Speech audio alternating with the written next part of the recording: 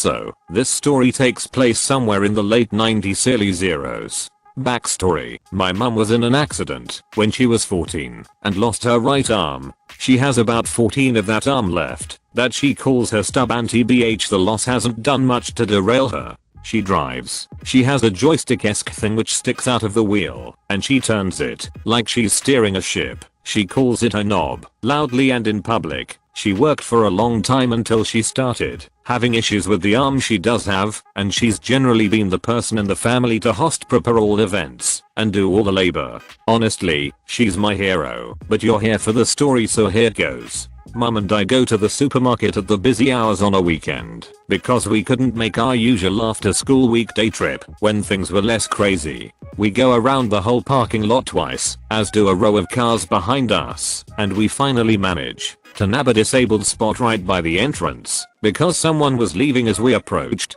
Now, my mother rarely uses the disabled parking, even though she's permitted. We see she always says people who can't walk yet need it more. But, again, she is permitted, and there weren't any other spaces. After we park and get out, we hear a car honk a few times, followed by "excuse me," as a woman runs up from behind, catching us just before the entrance to the store. This woman literally left her car running in the middle of a busy parking lot, causing a massive bloop. So, Karen, that's her name now, catches our attention with her shouting, and when we turn around, we are greeted with her "can I speak the manager" haircut, 90s edition, and about half a dozen kids, ranging from goth tween to a toddler in her arms. Karen then goes on to explain how the spot my mum just parked in is for disabled people in an accusatory tone. My mum was wearing her prosthetic arm underneath her long-sleeved denim coat, overly big, so the fingertips of her prosthetic were barely visible, so it was an honest mistake, even though it was a little odd the way she'd abandoned her car and ran up to us with her entire litter. Still, my mum smiles and proclaims, "Don't worry, I'm allowed to park there," and we turn back around. That answer wasn't good enough for Karen. Suddenly, Karen and her kids are in front of us, and she's given the toddler to another of her children, just so she can fold her arms and pout. As you can see, she gestures toward her kids. "I have a lot going on, and I need that spot more than you do. You only have one child." Now, I must have only been 6 or 7, but even I knew the difference between disabled parking and those spaces reserved for parents with small children. I said something along the lines of, "You need a disabled badge to park there. It doesn't matter how many kids you have," in 6, 7-year-old lingo, and this woman took major offense. She goes off on a major rant about how being a mother of all her children was hard, how she was having an awful day week month, and how it's not fair that my mum, who looked perfectly fine, had tricked the government into getting a badge that lets her park in a spot that Karen should obviously have instead.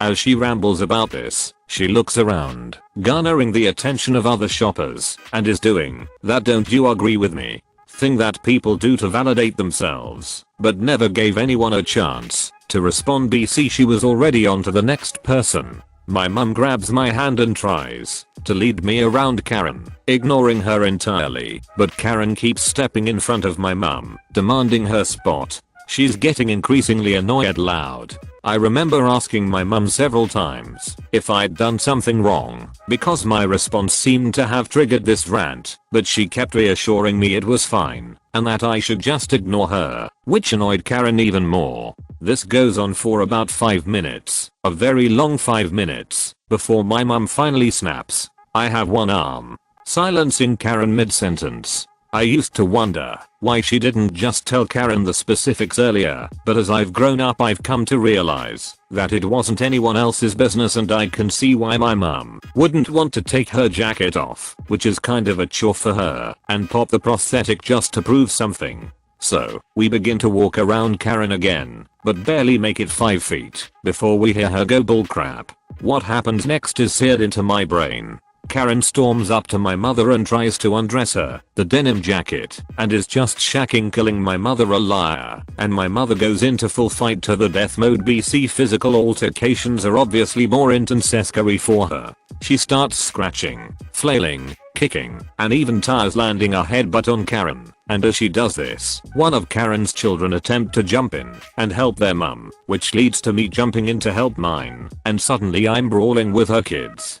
This couldn't have lasted longer than 30 seconds. It was enough time for people to stop and gather, but not enough for anyone to react, put a stop to it. I can't imagine what it must have looked like. Two women in their 30s fighting as their children do the same by them. But it all came to a stop when, somehow, Karen manages to yank my mum's denim jacket from her, and off pops her prosthetic with it, crashing to the ground, and resulting in a universal gasp that shook the entire parking lot. Okay, exaggeration, but it was definitely a moment. All that's left on my mum's arm at this point is the suction pad and sharp nail-like hook that slots into the prosthetic. It looks like a blade sticking out of her stub, and without missing a beat my mum raises it to Karen, and in a sarcastic tone, goes, "Come on then." I wish I was old enough at the time to realize how hilarious that was. A woman from the crowd that had gathered around us stormed into our little fight circle, and picked my mum's arm up, and handed it to her, before going off on Karen, who looks smaller than 7-year-old me at that point.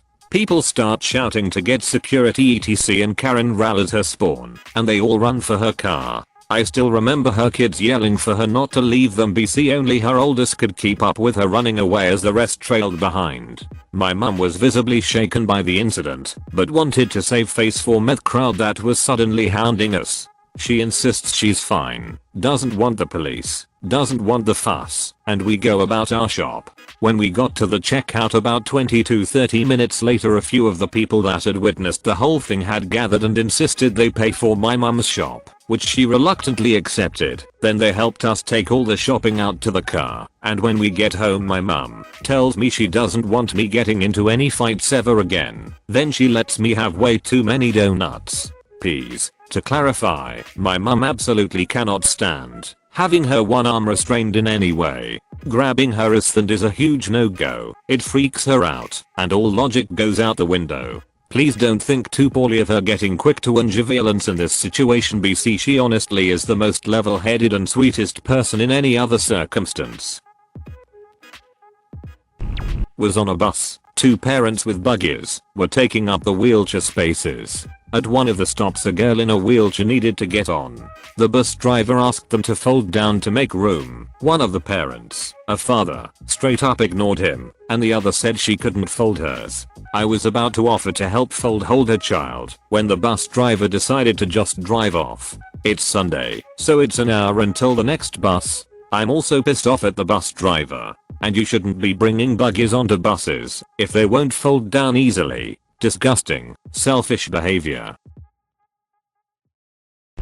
Tiny backstory. So my cousin owns a Switch, and I went to his house. We live in Singapore. 90% of houses in Singapore are in apartments. And under those apartments are little mounted to the ground tables and chairs. Me and my cousin went down there to play some Smash Brothers. Enter M. Now we present our cast. M. Entitled Mom. NK. Normal Kid. C. Cousin. Me. YBOI. O. Officer. So yeah, we both went down to the table. We wanted to get fresh air and play. There are also vending machines there, so that's also a reason. We start playing, and 10 minutes later, NK shows up. He asks if he could play with us. C said that we only have 2 Pro controllers, but I offered to use the Joy-Cons. We were having a blast. NK was really good, considering he said he never played a console game before. Later he said he had to go. He then rushed off. Not even 5 minutes later, M has entered the chat.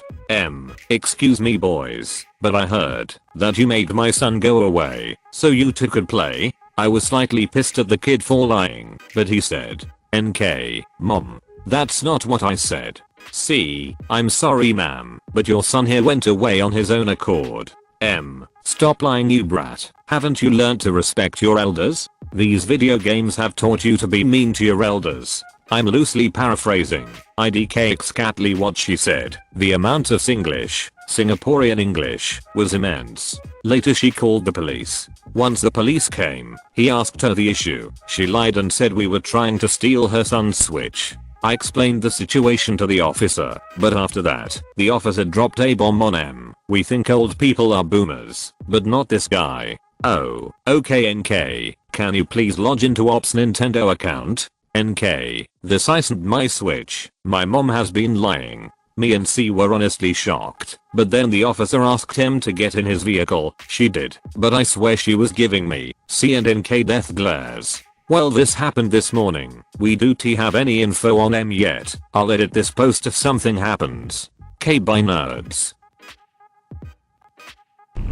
Thank you for watching. If you enjoyed this video, a like and a comment would mean a lot in YouTube's world. Share with us if you would have done things differently, and don't forget to support the original authors with an upvote. Links are in the description. Peace out, and catch you tomorrow.